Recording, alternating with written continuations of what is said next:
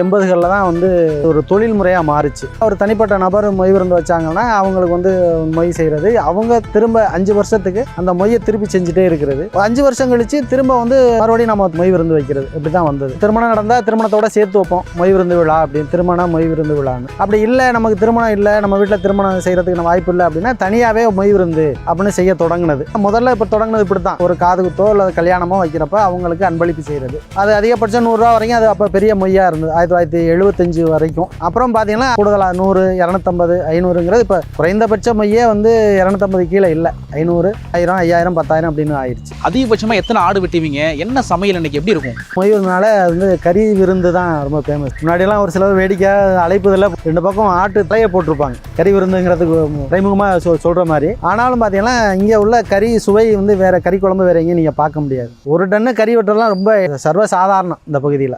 ஆனி, ஆடி, ஆவணி இந்த 3 மாதத்துல மொய் விருந்து நடக்கும். நாம் வந்து இந்த 3 மாதம் தவிர்த்த மற்ற மாதங்களில் நாம் என்ன வரவு செலவு வேணாலும் பார்க்கலாம், இங்கே வேணாலும் போகலாம், பணம் இல்லாமல் கூட இருக்கலாம். ஆனால் இந்த 3 மாதத்தில் நம்ம கையில் நிறையா பணம் வச்சுக்கணும். ஏன்னா மொய் விருந்து நடத்துகிறவங்க இந்த 3 மாதத்தில் அதிகமான தேவை நடக்கும். இருக்கிறதுலேயே அதிகமான தொகை வசூலாயிருக்கு. இங்கே இந்த பகுதியில் வந்து 4.5 கோடியெல்லாம் வசூலாயிருக்கு. ஒரே ஆளுக்கு, ஒரே நபருக்கு 4.5 கோடி வசூலாயிருக்கு, 1.5 கோடி வசூலாயிருக்கு, 3.5 கோடி வசூலாயிருக்கு. குறிப்பிட்டு சொல்ல வேணாம், ஏன்னா நிறைய பேருக்கு அது மாதிரி வந்து கோடிக்கணக்கான ரூபாய் வசூல் நடந்திருக்கு. நம்ம இப்போ சப்போஸ் ஒருத்தவங்களுக்கு வந்து மொய் போடுறோன்னு வச்சுங்களேன், வந்து 1 லட்ச ரூபா செஞ்சிடறோம். அவர் வந்து குறிப்பிட்ட நாளுக்குள்ளே நீங்கள் மொய் விருந்து வைக்கிறப்ப அவர் வந்து செய்யலை. அப்படி செய்யலை அப்படின்னா அவருக்கு ஏதோ இங்கே நூதனமாக ஏதாச்சும் பண்ணுவாங்களாமே? உண்மையாது?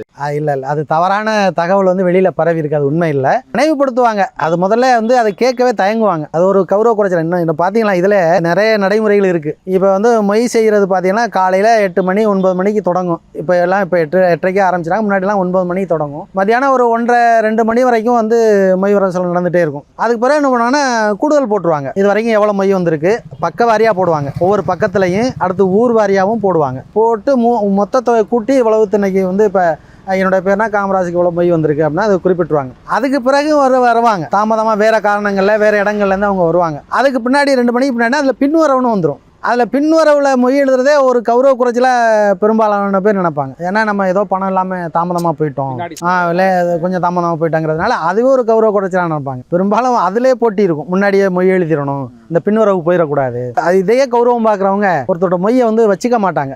ஒன்று தவறுதலான நபராக இருக்கணும், இல்லைன்னா வந்து அந்த மொய்யை பார்க்காம விட்டுருக்கலாம். அப்படி தான் அதுவே சுட்டி காட்டுறதுக்கு மெதுவாக சொல்லி விடுவாங்க. இது மாதிரி தெரிஞ்சவங்க மூலமாக நம்ம மொய் வரல, நீங்கள் அவங்ககிட்ட கொஞ்சம் பார்த்து நினைவுபடுத்துங்க அப்படிம்பாங்க. அதை பார்த்துட்டு அப்படியா சரி இருந்ததுன்னா அனுப்பிடுவாங்க. ஒரு சில பேர் வந்து சூழ்நிலை சரியில்லாமல் இல்லை வேறு எதெல்லாம் நட்டப்பட்டு அப்படின்னு நடக்கிறது உண்டு. அதுக்காக கடுமையான செயல்கள்லாம் யாரும் செய்கிறது இல்லை. மொய் விருந்தில் எப்படின்னா மொய் போட்டவங்க மட்டும்தான் சாப்பிடணுமா இல்லை எல்லாருமே சாப்பிடலாமா? உணவு தேவைப்படுறவங்க எல்லாருமே அந்த இடத்துல சாப்பிடணும். அப்படிலாம் யாரும் மொய் போட்டவங்க தான் சாப்பிடணும் அப்படிங்கிறதுலாம் இல்லை. இவங்க தான் சாப்பிடணும், மொய் போட்டவங்க தான் சாப்பிடணும். மொய் எல்லாம் போடாதவங்களும் சாப்பிடுவாங்க. ஏழை மக்கள் சாப்பிடுவாங்க, பெரியவங்க சாப்பிடுவாங்க. எல்லாருக்குமே சாப்பிட்றதுக்கு வாய்ப்பு இருக்குது.